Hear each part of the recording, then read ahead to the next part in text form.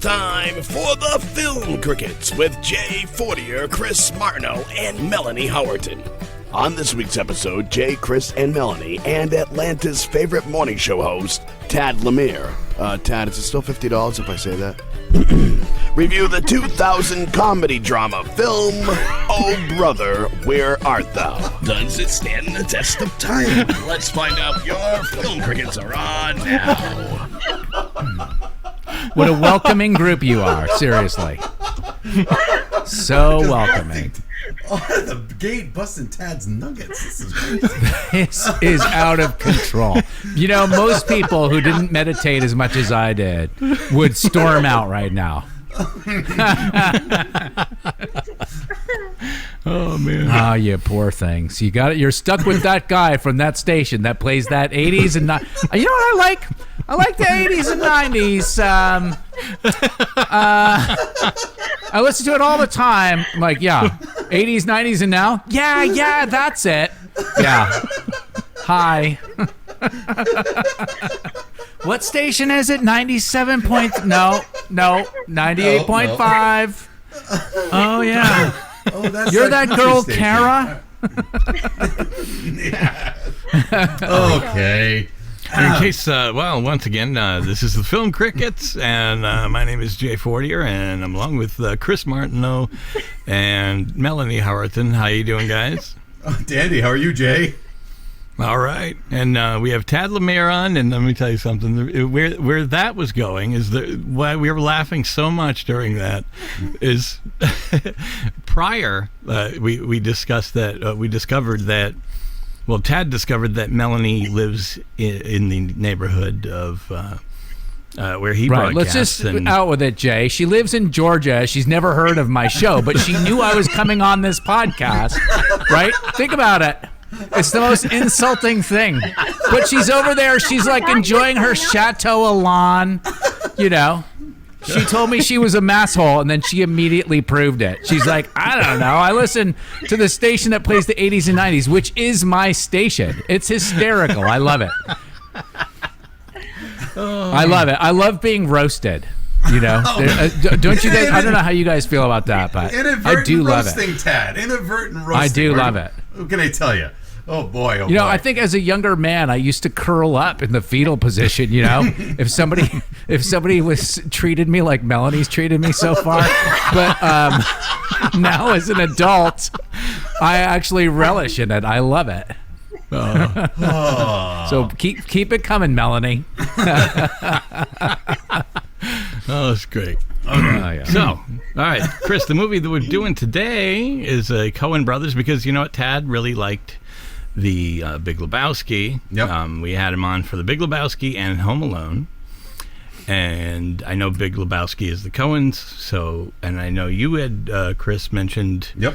Oh Brother, Where Art Thou? I know you're big into the soundtrack. I had never seen it prior to yesterday. Okay. Oh, wow, So really? this is my debut. So I'm, I don't know if I'm the only newbie here for that, but Well, let's. am I the only one? Let's find out. So again, we were discussing before, and I think Tad and I kind of jumped all over you, Jay. We're like, it's one of those things, like, you know, when you're dating a new person, and it's like, what, you haven't seen this movie? What, you haven't seen this movie? And that's the next thing you have to do. We're gonna come back. We're gonna do this movie. We're gonna make Jay watch it. Melanie is now in the fold, and so I am thankful for that. And we're roasting everybody today, but we're all thankful everybody's here. So I think where Tad and I are kind of in the same boat. We just found out that Jay just watched it for the first time yesterday. Melanie, your history with Oh Brother, Where Art Thou? What is your deal? Okay, so I watched it a long time ago. I know my husband liked it, so I ended up buying the DVD. And then All right. I didn't even realize that I had the DVD, so I was watching it on something just recently on like cable, and then it was it just disappeared. So I wanted to watch it another time, and it was gone. But my husband was like, I think you bought that for me on DVD. I'm like, I did? So I looked at it. I was looking through all my movies. I'm like, oh, yeah, here it is. It was like all wrapped up. You never watched it or anything. So I, all right. So I ended up watching it. Some gift. Melanie, maybe this is a problem that you have. Is like you seem to evade media. Like you don't know. Like I think my husband. I thought I had the DVD somewhere. I didn't know. I knew I loved movies that started with the letter O. See, okay, so I bought it for my husband because he liked it, but I've only seen it one time, and then one time recently. That's it. It was on. It used to be on heavy rotation on CMT. If I'm not, when I had CMT, it was on CMT a lot. Even though it's bluegrass, which is only sort of country, at least not modern country like CMT would typically play. But all right, so that's our deal. I'm full disclosure. My favorite movie is Jaws. It'll always be Jaws. It doesn't matter. It's not the best movie ever made. It's my favorite movie. And I'm so into movies. But if you say what's your top 10. I can't tell you my top 10. It's always kind of rotates around. It's like asking what my favorite band is. You know what I mean? It's always like an amalgam of, first, sometimes it's this guy's. It's always like a rotation top 5. But Oh Brother Where Art Thou is somewhere in my top 10. Easily, all time. I think it's fantastic. This isn't about whether or not the movie's good. It's about whether it holds up. And I'm going to be very upfront. And I'm going to try to keep my opinions minimal. But this is a really, really good movie. All right, so let's get down to it. We're gonna get into this movie, but we're gonna do the IMDb breakdown. All right. So here we go. Oh Brother Where Art Thou comes out in 2000. Sorry, it's PG-13. Comes in an hour and 47 minutes. And the synopsis goes as follows: In the Deep South during the 1930s, 3 escaped convicts search for hidden treasure, while a relentless lawman pursues them. Wow. I believe that misses the mark. The directors are Joel and Ethan Cohen. The writers on this... Somebody probably watched the beginning. Yeah. And summarized the movie. Yeah, probably, yeah. You do it, Jim. Yeah. Like some guy, Jim, watches like the first quarter of the movie and goes, they're just going for some treasure while these, something. But these are the Cohen brothers. So Joel and Ethan Cohen. The writers are Homer... not Homer Simpson. Homer and Ethan and Joel Cohen, and we are starring George Clooney, John Turturro, Tim Blake Nelson, John Goodman, Holly Hunter, and a myriad of others, including Charles Durning, one of my personal favorites, Wayne Duvall, and a host of others in various forms of rather homey 1930s backwoods Mississippi names like Wash Hogwallop, The Little Man, Vernon Waldrip, Homer Stokes, George Nelson, Pappy O'Daniel, and Big Dan Teague. So we've got a cast of very curious characters in this movie. All of them Stephen Root's in this movie as the blind radio man, classic character actor from news radio and other things. Yes. Yeah, he's a... Isn't he the he was the slimline, he's Office Space, isn't he not? Yes, he is, yes. From Office Space. He's like the best. He passed away, I feel like, really? Relatively recently. I don't know. Can somebody Google that? Let's Google it. We got to go to the rectangular IMDb, right? device. You're still on IMDb? Yeah, but they don't have his birth date, so I guess I could hold on. It'll say, no, if you click on it. Yeah, I know, but he's way down the list. Because there's so many people in this movie. Charles Durning's dead. He's still alive. He's still alive. Still alive. Okay. Still alive. Good. Apologies. To Mr. Apologies. Root. I can't love his work. Can't wait to see more. To the Facebook, and now I know he's capable. To the Facebook plenty that want to destroy, they couldn't wait to run with this information. About, like the death hoax. Right. There was one time I read on Facebook, someone goes, "Rest in peace, James Earl Jones." I'm like, "Holy crap, he's dead!" And then all of a sudden, like, he's been alive since. He's still alive today. Similarly, I saw this thing. It was like Tom Brady is retiring. No, he's not. So, Oh Brother, Where Art Thou? I believe that the one sentence description probably evades what the movie's about. The movie is the Odyssey. There's no way around it.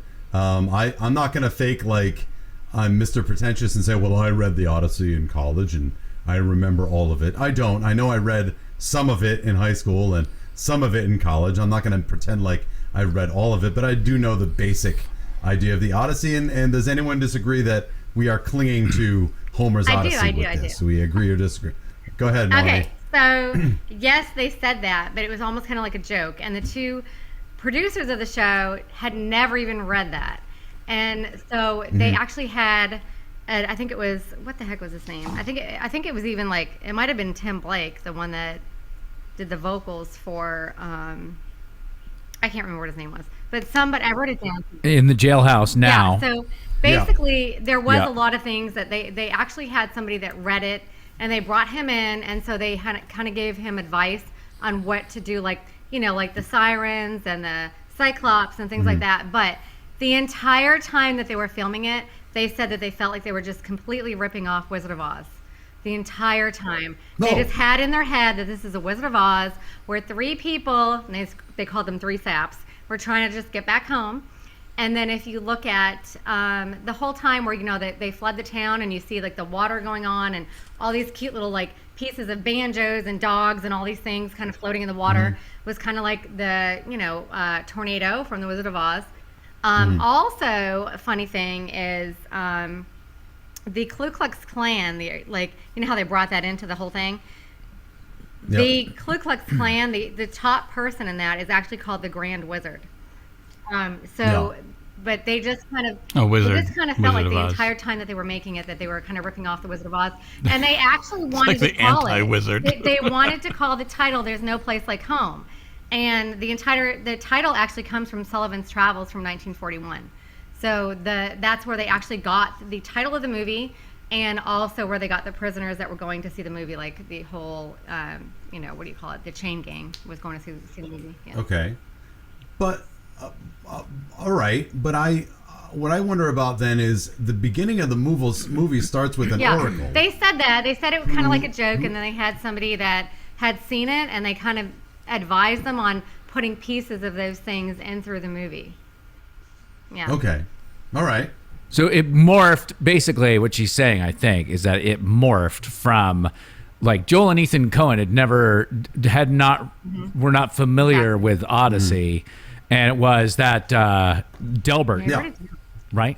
Delbert pulled him aside, and he goes, hey, this actually reminds me of the Odyssey. So he enlightened them and probably advised them, how can you make it more like that? And what I like about that is I'm not familiar with Homer's Odyssey either.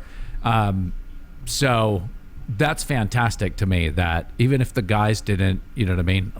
Hopefully we can steer away from this part of the conversation without anybody noticing that I'm a dummy and didn't pay attention in school. I didn't know anything I don't know about the it classics at all. All I know of the first part of the Odyssey, the Iliad, is from what I saw in Troy. So that's all right. I've only seen Homer's Odyssey. So, but having said that, and we have to get right into it, is that this movie is all about its characters and it's all about its dialogue. And in my opinion, you have dialogue and characters that don't match who they are. Like you have, like for instance, I'm going to start with the Oracle. Now I brought up the script, so you can look up the script online. And what we learned from Big Lebowski is that all of the uhs and mans and dudes in Big Lebowski are written in the script. Those are not improvised. Like he had to learn all the uhs and dudes and you knows and whatevers. And if you read the script, sorry, I'm hitting the mic. But if you read the script, I mean, we see George Clooney. The movie opens with the chain gang. They're trying to get away from the chain gang, because George Clooney, and he's enlisted his two saps, his two friends, Delmar and Pete. To basically, just because he needs help, he knows there's, spoiler alert, there's no treasure, but he just needs help. So sorry.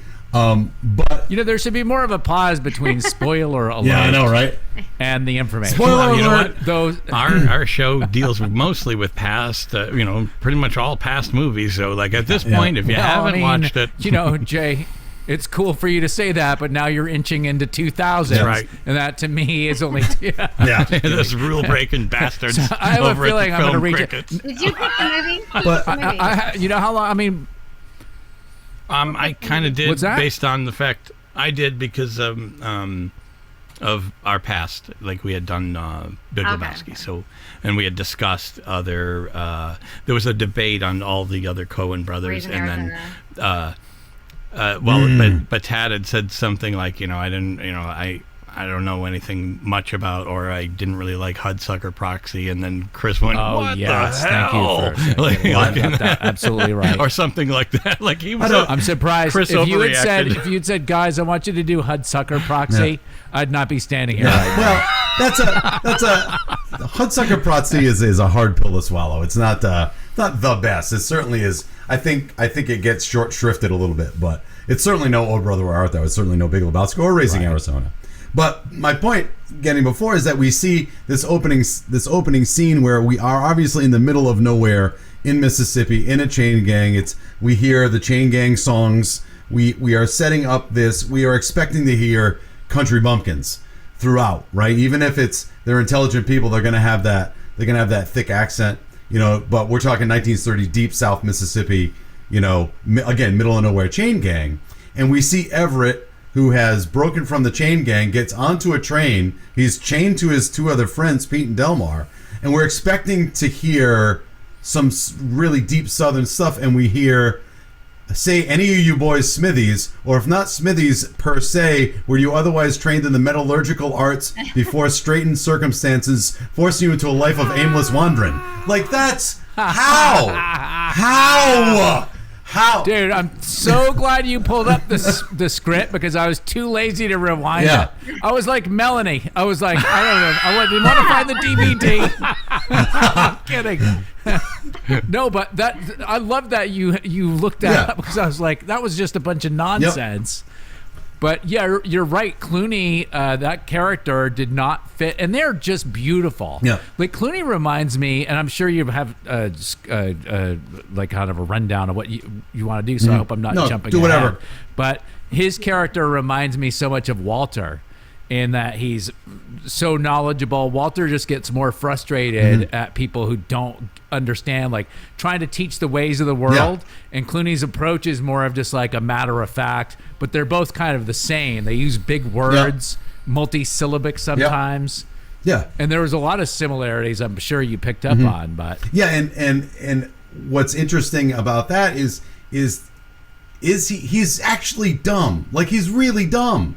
Like he's really, really dumb. But the fact that he can use these giant words as a con artist to talk his way basically into or out of any situation is absolutely fantastic. And so you've got this, again, it's you've got these words strung together that I don't know how you write them.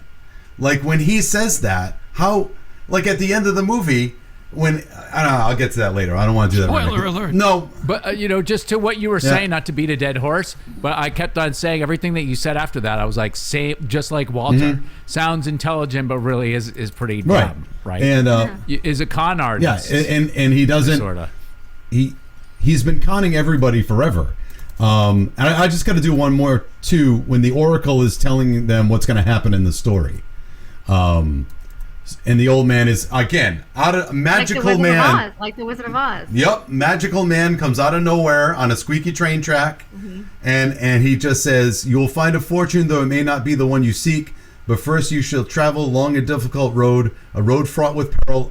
And pregnant with adventure." What? Who says "and pregnant with adventure"? "You shall see things wonderful to tell. You'll see a cow on the roof of a cotton house, and so many startlements." One more. Hold on a second. "I cannot say how long this road shall be, but fear not the obstacles in your path, for fate has vouchsafed your reward. And though the road may wind, and yea, your hearts grow weary, still shall ye follow the way even unto your salvation." In the script, again, that should be follow, but in Deep Southern, it's saying follow. So it's like all of these vouchsafed bar, like the bar. Yeah. Sometimes you get the bar. Yeah, for bear.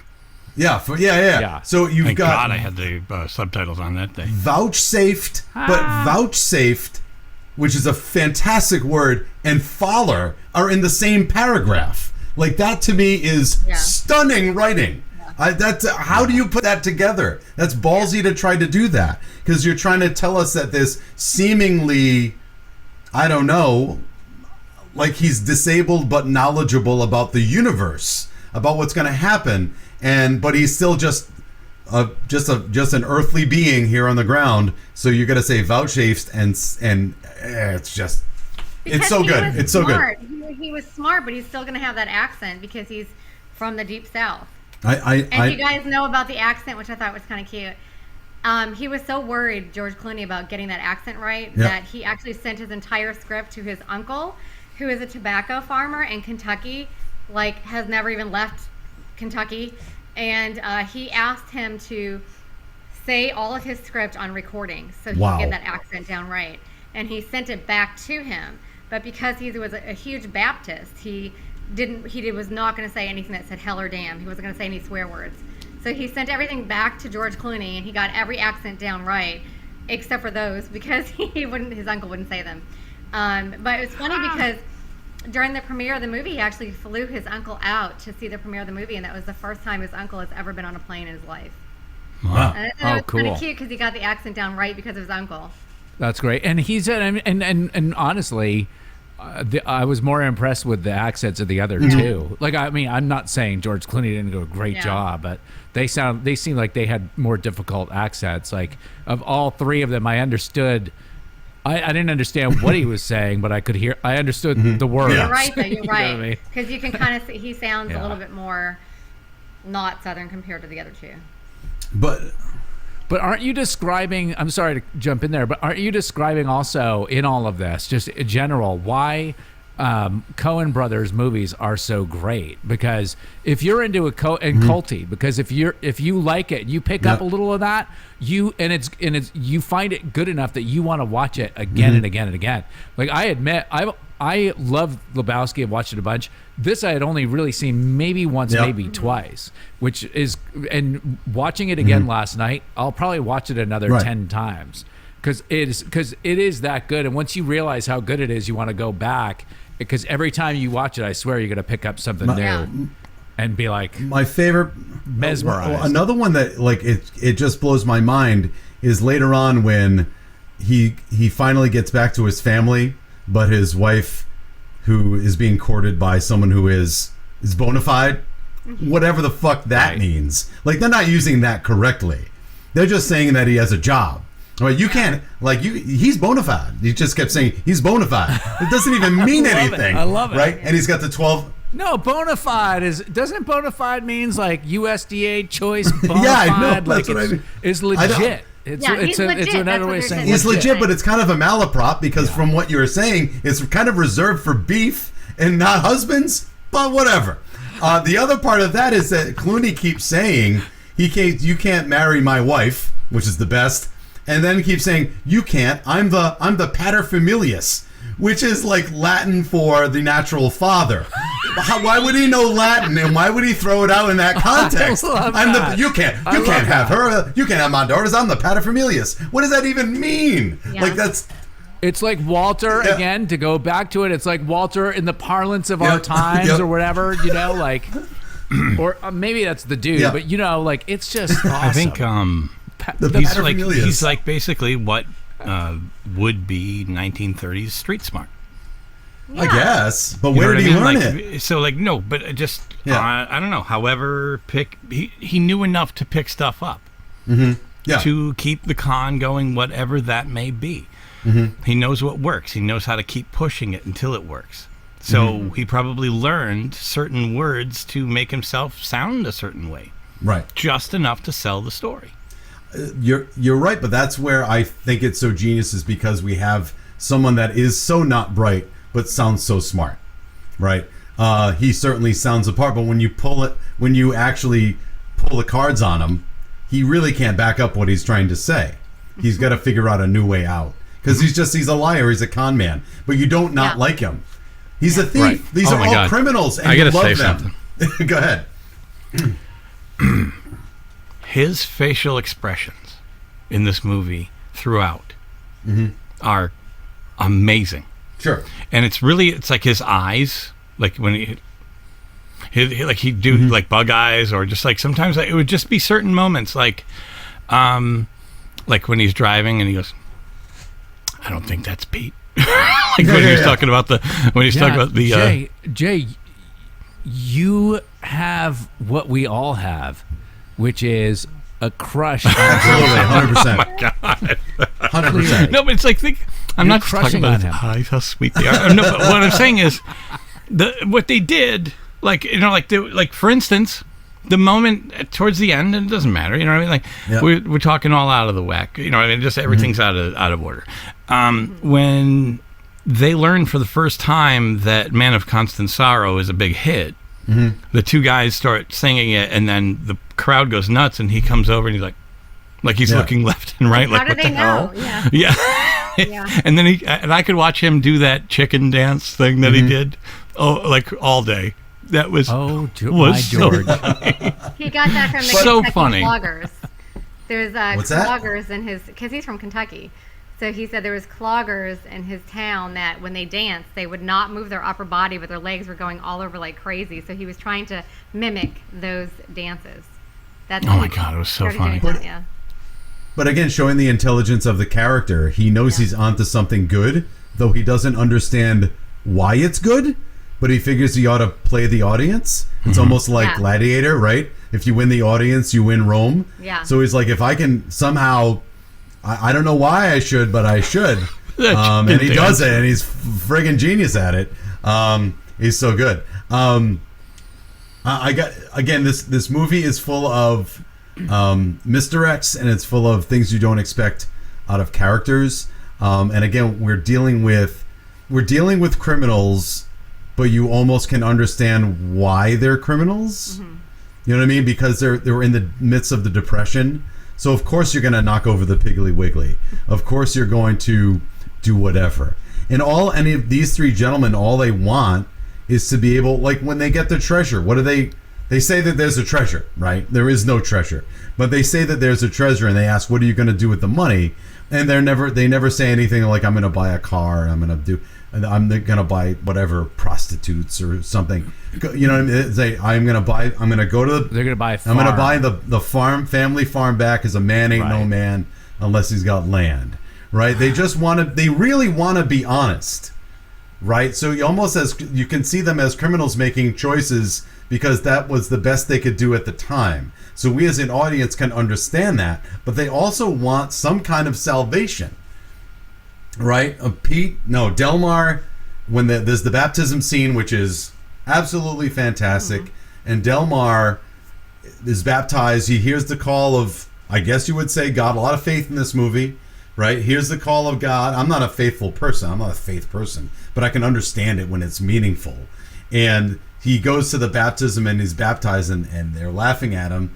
And it's such a neat moment where he says, I'm square with the Lord. It doesn't matter what happens after this. And that's all he ever really wanted. He just wanted to start from scratch. He just wanted to have nothing on his shoulders. And even when he says, I've been absolved from all my sins and transgressions. The preacher done said all my sins are washed away. My favorite. My sins done washed away. And he says, he even forgave me for knocking over the Piggly Wiggly. And his friend said, you said you didn't do that. He's like, well, I was lying. And the Lord done of that too. Like after the fact. Like, he's so happy. If you read him in that moment, he's so happy. Because he knows everything's going to be okay. It's somehow, right? And that's all anybody wants. Would you say all three of the characters, similar to other Cohen Brothers characters, are good people who do bad things, and the difference between how good they are and the bad things that they do is vast? I agree. Right. But then there's really, really bad people, like the son. Who was it? The guy is related to Charles Durning's character with the glasses. Is it his son?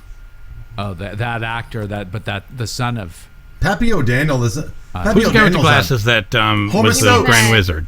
The one that The Grand captured Wizard. Stokes. Oh, that was the. Oh, Homer that's Stokes. Stokes is running Oh, against is that who that was? First time watcher, guys. Gotta go Let's go. easy on me. Papio Daniel is Dude, second time and did a lot of reading. yeah. Papio Daniel is Charles Durning, is the big fat guy who Okay, keeps okay. yelling at his sons and calling him, "You dumb son of a bitch." And Homer's Love he's him. the best. They all He's look the like Boss best. Hogs from Dukes of Hazzard, all of those guys. Yeah. That's all I kept thinking of. They're all sitting on the porch. love I'm like, Boss Hog. Boss Hog, Boss Hog, Boss Hog. You look at these guys in there. First of all, Deep South, it's obviously hot. They're wearing 9 layers and suspenders. Yes. And you got to look at those pants and go, where is your penis? That's all I ask. When you see guys that fat wearing pants that high, you got to go, Yeah. where's your penis, man? Because they have like, a big where is it? square belly. Right, It's a it's the square same- belly. It's all hidden underneath. It's like, That's gross. That's gross. Yeah. It's the same thing I've wondered about Humpty Dumpty this whole time. That was the rated R version of Humpty Dumpty. Everybody. Humpty Dumpty had a big crank. All right, so the But he hid it inside his flank. his big square belly. my golly. All right, so yes, Homer Stokes is bad news.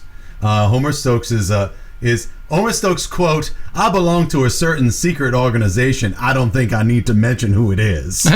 And These guys boys, ruined a lynching. I know. And They at first it said firing cross. they desecrated our sacred rites and rituals. It's true. They desecrated a fiery cross. Do you believe it? Like, what is happening? That again, we have that confusion, that misdirect. Yeah. Like, he's saying something that's so good, but it's something so horrible. I mean, it's so horrible. But also, I'm sorry. So Homer Stokes is bad news, and we like it when bad things happen to him, even though he seems like he's better than Papio Daniel, because Papio Daniel's kind of an asshole, but he's better for the state than Homer Stokes would be, because he's not a Klan member. So that's good, right? Anytime you're not a Klan member, Right. Can we all agree? Are we all in hot agreement? take, Klan is bad. Okay, but I have something funny about Let's that go around the part. room. I do have something funny about that part. So All right. all the Ku Klux Klan members that they needed for extras in that movie were people they hired from the military, and they were almost all African American. Wow, all right. Oh, that's great. That's fantastic. I don't know if that's great. I retract my previous statement. I don't know if it's great. I got to tell you though. When we listen, were talking about, like, can we all agree that the Klan is bad? I was waiting for somebody to be like, Well, No, they're totally bad, but that would be the only word that it would take. no. the worst no, of but the you know, I got worst. to tell you, it's really it's a weird pill to swallow. I liked it, but it's like I'm gonna have to revisit it because your brain is not always ready for certain things in certain movies. Like, you know what I mean? I was not ready for an all-out musical KKK moment. You know what I mean? Yeah. Like, that was really odd. Like, and Yep. and the girls too. That was a weird thing too, with the 3 girls that just wouldn't stop singing. But Oh, the you know what I mean? Like, and sirens? you knew Yeah. nothing about them, and the sirens, I guess they were called. Yep. But like, that was a strange, like, aspects to the film that were. Like, you know what I mean? Like, you're going with one aspect of this movie, like a certain Yeah. vibe, and then this happens. Because sirens, Well, like sirens these, have a song. It's the song. That's why Yeah. sirens. No, have I'm saying it's a great weird song. moment, though, because, like, the only thing... I wasn't shocked by the baptism people who wouldn't stop singing because they looked like they were focused on the baptism. Like, it seemed like that was, Yeah. like, whatever tradition they were supposed to be doing. Just wasn't ready for the other 2 musical Yeah. numbers that just came out of nowhere. Like, Well, it was cool, they were- but it was I it mean, was that's one of that's a Cohen Brothers theme. Is wacky shit happens that takes Yeah. you away from where you're just like, what is it? And which is again why you Yeah. have to watch it 1,000 times. well, it also. You know, I don't know if Melanie, you were doing some reading, not to change the subject, but you were doing some reading, just talking about in general, like Cohen Brothers movies always having themes. I read something that I found very interesting that maybe you guys could talk about. Is that all their movies are everybody, all the characters in all their movies are in pursuit of money or of some financial gain. Okay. Like Yep. if you think about think about all their movies. They're all I love Raising Arizona, right? Big Lebowski, Pursuit of Money. Hudsucker Proxy. Even the same I'm antagonist. taking these huggies and any cash you got. Yep. But you know what's funny about My that? favorite was just to get back to the Piggly Wiggly reference before made me think of when Ed comes home and says she's barren. And he goes, the way the doctors described it, her insides, and we talked about that before, but he's like talking about how he's down on his luck, and he goes, I even found myself driving by convenience stores that weren't on the way home. Because he was like known for being criminal. It's just like, that was brilliant. But I think what the Cohen brothers are also doing is they're taking something that is so terrible and exposing it for how ridiculous and crazy it is. Like when you have Klan members doing that weird dance, it's obviously nothing serious, but they're taking it very seriously. But to someone from the outside, it's as goofy as shit. And then when you see, you have a Klan member that has one eye hole because it's the Cyclops. Yeah. That's supposed to be for a laugh. Yeah. So think about that. We have a scene with the Klan, the 1,000 points of fright, and you've got John Goodman, who is the Cyclops, and he's got the one eye hole, and that comes out as a laugh. And when you see them, there's another part where I think they grab the honor guard, Delmar and them grab the honor guard, and they're coming up to the cross, the fiery cross, and they're doing some goofy thing. They're walking funny. And it's like the thing about they're trying to get a comic moment out of something so terrible that they'll go there and they do it because they're trying to expose it for what it is, something obviously so ridiculous. Not ridiculous funny. The Klan's not funny, but it's so ridiculous. An idea, it should be ridiculed. Right. Yeah, the concept should be ridiculed. Totally, but Homer Stokes is exposed, and it's because, and music plays a giant part in the movie. Homer Stokes is exposed as a grand wizard of the KKK, and when he goes to the revival, during the Pappy O'Daniel, or is it Homer's, or is it Pappy's? It was Homer in the sign. The sign had like a campaign. The sign said was Homer. It for Homer Stokes? It's Homer Stokes. He was late for his campaign rally because of the thing got disrupted. So, but sorry, I was at the Klan meeting. I was at the Klan meeting. Sorry, I was at a secret organization. It would have. You know what? If he stopped there, maybe it would have been okay. Maybe. No, but I guess what the thing is that people turn on him. Not because, they turn on him because he outs himself as a Klan member. Even people there were like, whoa. And secondly, he doesn't like the Soggy Bottom Boys because they is integrated, quote. Right. They ain't even old-timey. In fact, they's integrated. And people they would rather hear the Soggy Bottom Boys than hear about your Klan nonsense. And at which point comes my favorite intelligent, stupid quote in the whole movie. And I say it over and over again to prove how genius this movie is. When he says the crowd is turning on him, and he says, "Is you is or is you ain't my constituency." That is the best thing ever, because it should be, "Are you or are you not my constituency?" But it's "is you is or is you ain't my constituency." How do you write that? How do you write that line? That's amazing. I'm sorry. It's so good. "Is you is or is you ain't my constituency," and then they come in, they drag him off, and everybody sings "Man of Constant Sorrow," and it's just, I don't know. The devil is gone. He's been dragged back to hell by the imps to where he belongs, and all is right in the universe until we see the devil again at the end. But I don't know. My favorite part in the movie where there's like George Clooney sitting under that tree, and Big Dan's trying to teach him a lesson, and he's like smashing a huge log into the other guy's face, and he goes, "What's going on, Big Dan?" And then he just let him in. "I don't get it, Big Dan." He's still like sort of finishing his corn. Makes no effort. Doesn't move a muscle. Yeah. I love that part. I laugh so hard during that part. I don't get it. He has this sort of like corn, like a weird I don't understand what you're getting at. Like spitting out of his mouth everywhere. Well, because he's met a con man as good as him, so he's bought into everything Big Dan has to say. You know what I mean? So the fact him smacking Delmar in the face with a log must be some greater message that I'm missing. Yeah, I'm not gonna react. Oh man. But it's there's so much in the movie. What's the plot?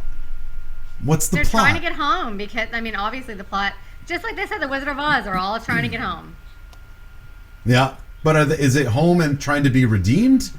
Are they redeemed by the end? Are they redeemed honestly? Have they gotten their souls back? Like really, like that's kind of what it's about. So. Like, you think? Yeah, I think so too.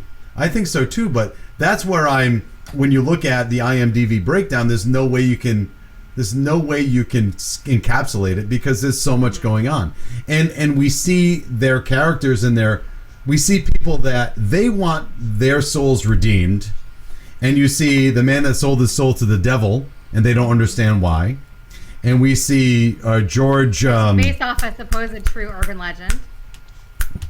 Yeah, he's the bank robber, George. No, not the bank robber. The guy that he was an African American. Nelson. Yes. George Nelson. No, I know that's Robert Johnson. Yeah. He sold his soul at the crossroads for the whatever. Not to bring up a Ralph Macchio movie. So the Jamie Gertz. But there's that. So he's sold his soul. They don't understand why, but he's on the run from the devil. We have George Nelson, who is looking for eternal happiness but can't find it because he's manic. He's suicidal.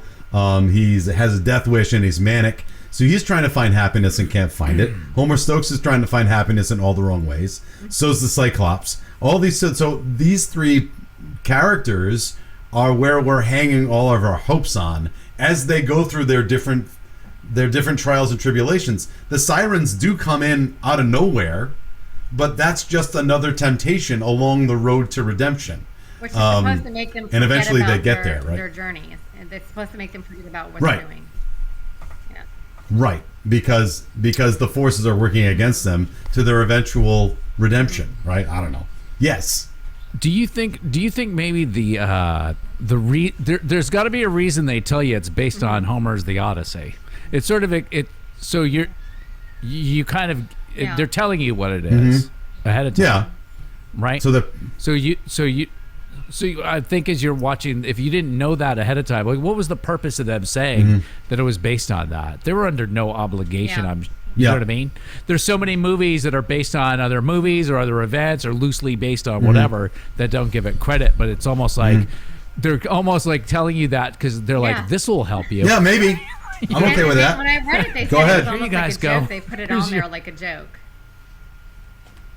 Yeah. All right. Interesting. That's kind of neat. Clooney is absolved. All their crimes are washed away. Pappy O'Daniel is just trying to make good politicking. Basically, I like these guys, so we're going to make sure that they get off scot-free as long as you guys keep your nose clean, which is all they want to do anyway. He finally, the suitor who is going after George Clooney's wife is part of Homer Stokes' gang, so he's kind of been out of the picture. George Clooney gets his family back, but she won't marry him unless he goes to get a diamond ring. So a real treasure now, because we've already established there's no treasure. We have to go get a treasure. And he goes out. And by the way, this whole movie, the devil is following them the entire time. Did we mention that? There's a devil character with hellhounds that are following our trio. I never even thought of that. Yeah. Yeah. He's because he's got flames in his glasses and he's got hellhounds and he tries to lynch the African American and they try to get not Delmar, John Turturro's character. So eventually they have to go to the chicken house and they finally meet the devil again. And they say there was no bounty on us, we're free. And he says, oh no, you're not. So the devil shows up at the hen house, and George Clooney, who this entire time has not said, or Everett. Everett has not embraced any faith at all. He's a man of words. He's a man of schmoozing. He's a man of, I guess, logic, right? And he's a man of constant sorrow. Yeah, that's right. But it's so. What I think is wonderful about that scene is that he knows he's about to meet his end. The devil is about to lynch him, and he actually gets on his knees and prays. And he looks up and he says, "Please, I'm paraphrasing. I just got my family back. I just want to get back to where I finally got home. Just please help." And then the Tennessee Valley Authority decides to flood the valley at that moment. And the devil is washed away, and that's where we see the Wizard of Oz imagery and we see a cow on a chicken house, and we see banjos and the damn fop tins floating by, and the hairnets, which we haven't talked about fop and wasn't it? And the little dog. Wasn't it the Dapper Dan stuff though? Like wasn't it? Dapper Dan? I'm not fop. I'm not. Yes. Yeah, there was like tons of it, like cans upon cans. I don't want no fop. Yes.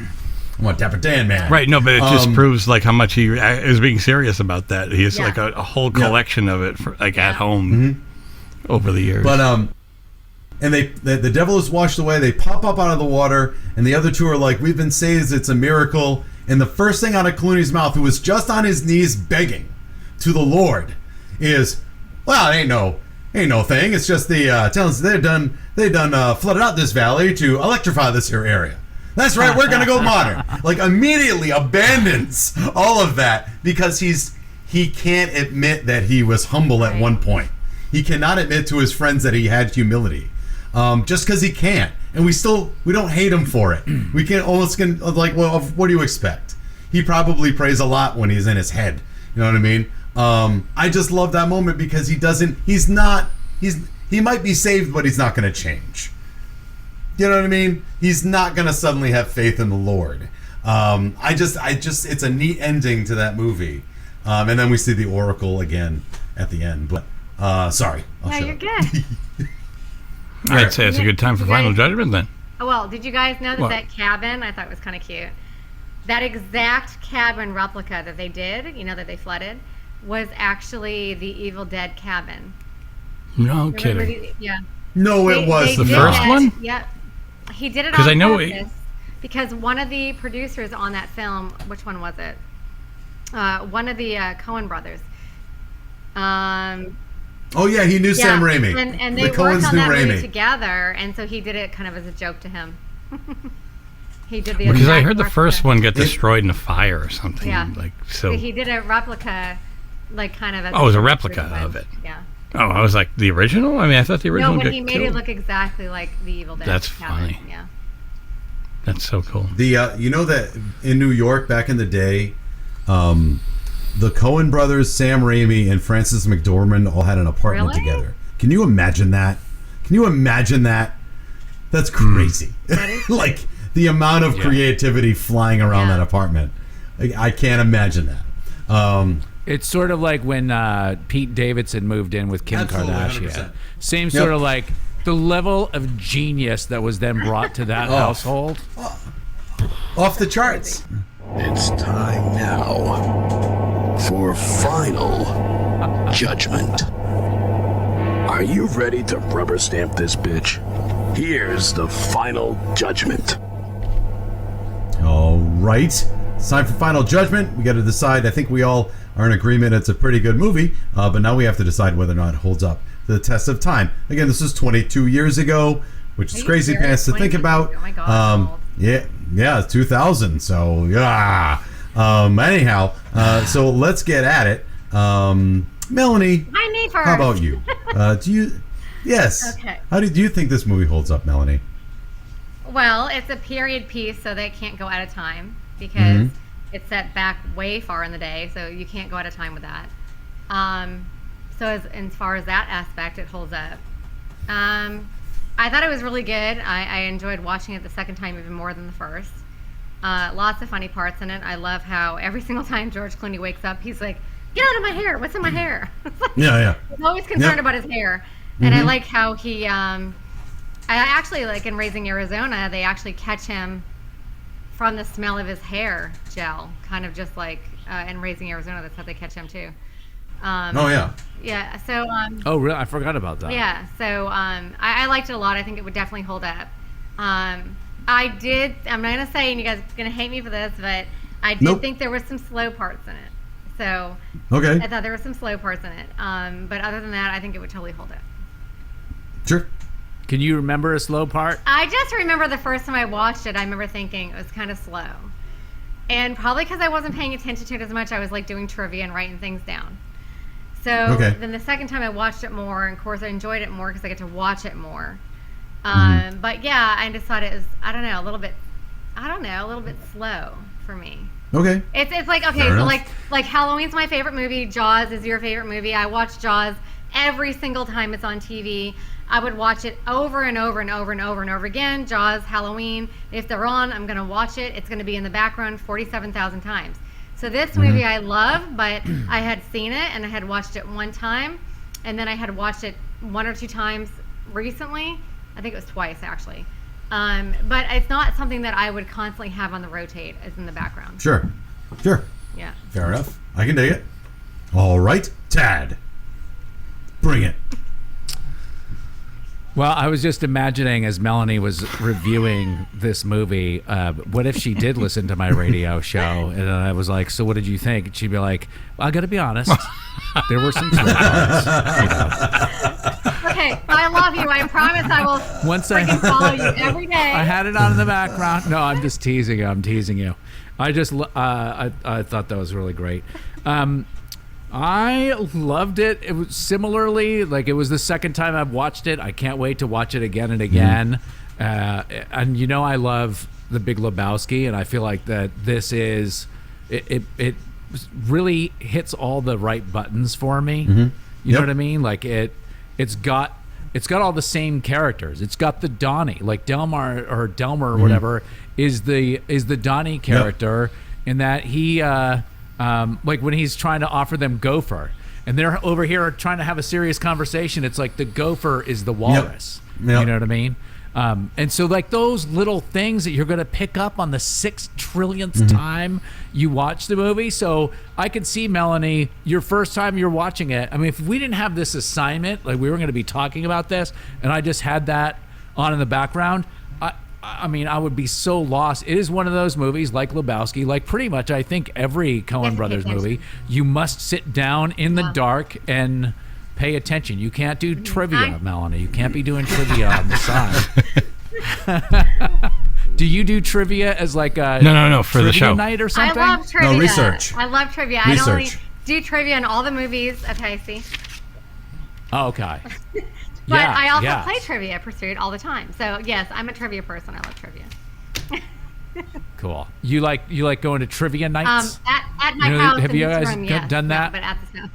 Oh, you do? Have you guys done that? Oh, I clean up. Trivia night. They asked 10. I destroy love it. it. It's such great. I got Get a pitcher of beer. Oh, I would love that. Yep. I have a Sorry. No, I'm an 80s music trivia guy. You're like, so good at that. I've done it many times on this show. I did it on the cruise, and let's say you got a point for having COVID. Sorry. No.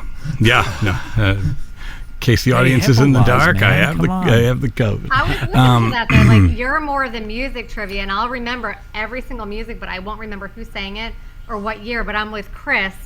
The whole time you were quizzing him on series soundtracks, like not soundtracks, but theme songs. Oh, the TV themes. I know that.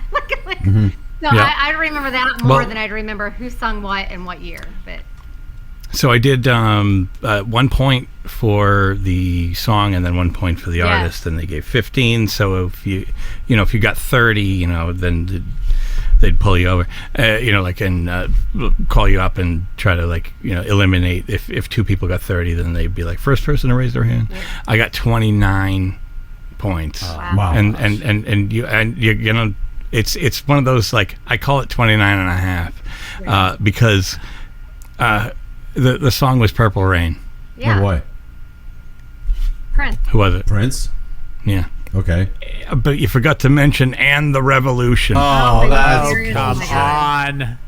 Dude, that's the Disney people That's running that bullshit. show? You know why? Because they figured there's going to be 30 people with 30 points, so we need to eliminate everybody down to 2. Oh my God. And I was like, breathe. They didn't want you to win the $500. All it was like a Disney bag or something with that thing. But it's like, like it would have been cool to say I did it. But I was like, you gotta be kidding me. Yeah. Lousy, stupid revolution. To my original point that I made to you early, the person who only scored 2 points out of the whole game was locked in his room until they got to port, and then the mouse kicked him off the thing, never to be heard from again. Don't piss off the mouse. Right. So, all right. So, I'll You take didn't a know turn. It was aha, you idiot! Don't piss off the mouse. You're out of Right. So I'll take a turn for the how much it holds up. It holds up nicely. I've always said it about period pieces that it's because you're not locked into the year 2000. You're not like, look at that weird razor, the flip phone, whatever. They probably didn't even have the razor yet. And it definitely feels like one of their films, and that's a good thing, because it's like for some reason they have this grit attached to their southern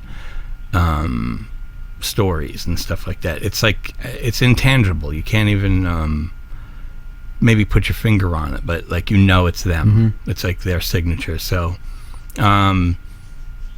I just a second ago revealed that I did get COVID over the. I don't think I said it on the. Right now, Jay.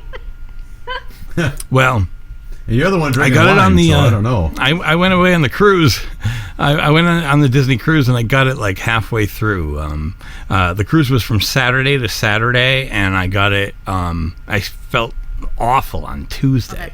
So really so Tuesday night into Wednesday, so for the rest of the week, felt like dirt. Still do, kind of like it's still hanging around like a little fog. Anyways, I saw the movie last night for the first time. Did everything I could, as far as like learning, but like there's a million bits of dialogue in there, and it's a lot to handle.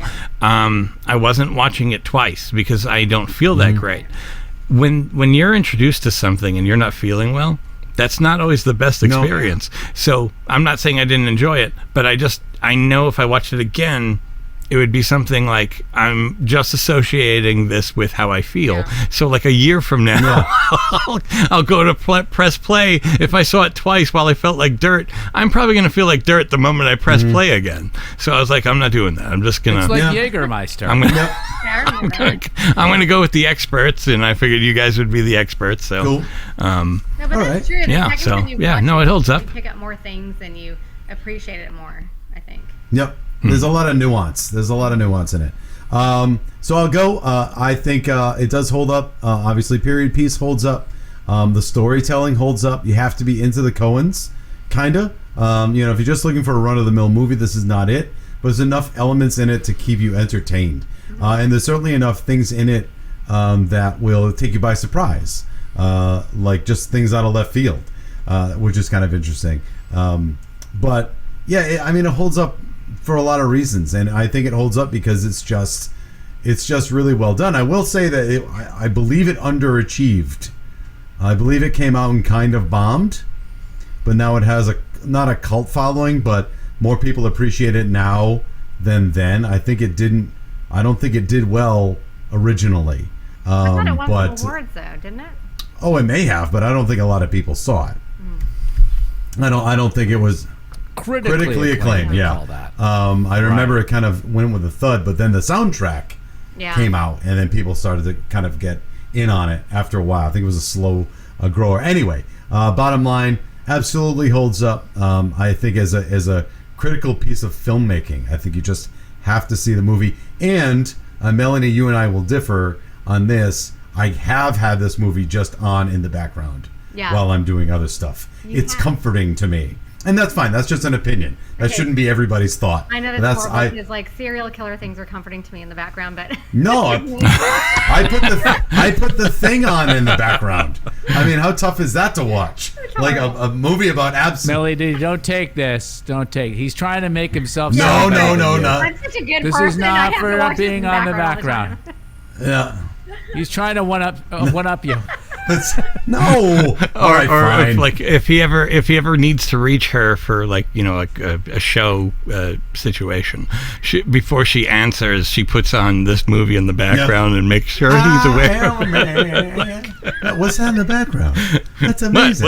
No, just that's a normal everyday thing. That's a you usual would hear the clan Halloween meeting. soundtrack in the background of my house. Over Where's and over and that? over again. I will say, just since this is a film podcast, I got really excited because I was on a cruise too. It wasn't a Disney cruise. It was much more budget than that. But I didn't realize we had TV in the room until the last night we were there, because it was just like this. It was like an iPod on your wall, a 42-inch iPod. It was like, check and see what your bill is, check and see what excursions we have. And I didn't realize there were actual channels on it, but I landed on Meet the Fockers, and I realized, just watching that, like in terms of just like things that can be on in the background, like these movies need to be watched over and over. Like I was like, I'm gonna constantly, if I didn't have kids, I would have movies playing in my house all the time, and the funny ones like the Apatow brother ones, or going back to Airplane or whatever, all these great old, like kind of not dumb all the time, but can be, and just great comedy. Like when Meet the Fockers, when he says, my wife quoted this when I told her how much I liked it. He goes, do I have nipples, Greg? Can you milk me? That was literally, I'm telling you, that was on today. Or I have nipples, Greg. Can you milk me? That was on today. Yeah. Oh, really? I love it. And De Niro has weird comic timing. He's actually kind of good at it. Like, He's so like, good. So good. What the frick is it? Midnight Run. Midnight Run. He's so good in Midnight Run. I'll watch that again. Oh, and Charles Grodin is in that, right? Oh, Charles, do you want to talk about like the best, like deadpan, dry? There's nobody drier than Chuck Grodin. Yep.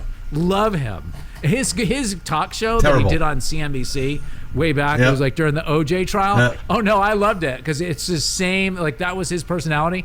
And I remember one night he opened the show, it was during the OJ trial, and he was trying on a leather glove. It was complete silence in the studio, and he's like pulling at it, and he's tugging at this glove. It's silent still. It felt like 5 minutes, it might have been less, and finally he gets it, he holds it up like this, and like he just looks at the camera and he's like, tonight on the program, like didn't address it or anything, and I was like, I love it. Why don't you put the cigarette out? Why don't you put the cigarette out? I'm sorry, but if something is didn't you say like 2 words? It's going to shrink. It's not going to fit. Yeah. Right. No, it's 2 words. It dries, it's not going to fit. Yeah, I mean the point is, you can make not to take us back to 1994, but that is also in your window, so I guess it's okay. Next week we cover the OJ. So there's a movie. We cover the OJ trial. Yeah, next exactly. Week. Like Monica Lewinsky is coming up next. But, she is. Not to belabor a point. I mean, I could talk about Inflategate, and that would seem old, and I'm going back to OJ, but I'm just, since it came up, like you can make any leather glove look difficult to put on your hand, no matter what. Especially when size. you're wearing a latex glove over your. Is that he had a latex glove on. It's wet and dries. Come on, people. I have a hard time taking off my leather pants when my legs are wet. I'm just saying. Anyway, Just like my cousin with the purple passion. That's right. That's right. All right. Well, listen. On that note. Well, we're gonna say goodbye. So, Tad, I definitely been following you on Instagram. That's some great stuff. Oh, thank you. What's this? That's nice. What's this I just want Instagram? to say before you wrap it up. Before you wrap it up, I do want to point out that again, I'm going to walk away from this podcast feeling like there we go again with another, like the podcasts on the Cohen Brothers movies are as hard to follow along as the movies themselves. So I apologize. I know we jumped around a lot, but like Meet the Fockers, we can just quote it a couple of times, have a couple of laughs, and be done. But it's like, I just feel like when you're talking about the Cohen Brothers, it's like twists and turns. You can't. It can't be discussed. Yep. It's nonlinear storytelling, and it's good stuff. So, I agree. Thanks, Tad. Thanks for having me. man. And where can we find you, Tad? I'll let Melanie answer that question. 98.5. Yes! We have a I convert. lobbed it up and you spiked it down. Awesome. She was ready. Yeah, I was ready. I got it Yep, right here. all in her stack of trivia. We do a trivia game on our show, Melanie, called Are You Smarter Than Kara? Because we have a woman on our show that's really up on top of her pop culture trivia knowledge. So you could call, and if you can beat her, she pays you $100 cash. And that would be easy because I think you live in the same city. I think. Yeah, you could just come by and pick up the $100. Did you know that? That's very right. I didn't drive over there. I'll be actually over there tomorrow. I'm going to Atlanta tomorrow. Oh yeah, what are you doing? Can you not say? Family friend's in the hospital. The what? Actually, family friend is actually in the hospital. He's at St. Joseph's, Emory St. Joseph's. I'm sorry so about going there that. tomorrow. Here, I was hoping that you'd be going to I'll be there till Antico or the Battery or something. No. Nothing fun. Good no. Well, awkward. Party of one. This time it's Good times. All right. All right. Take care, everybody. All right. Have a great week. Bye. Chirping about movies.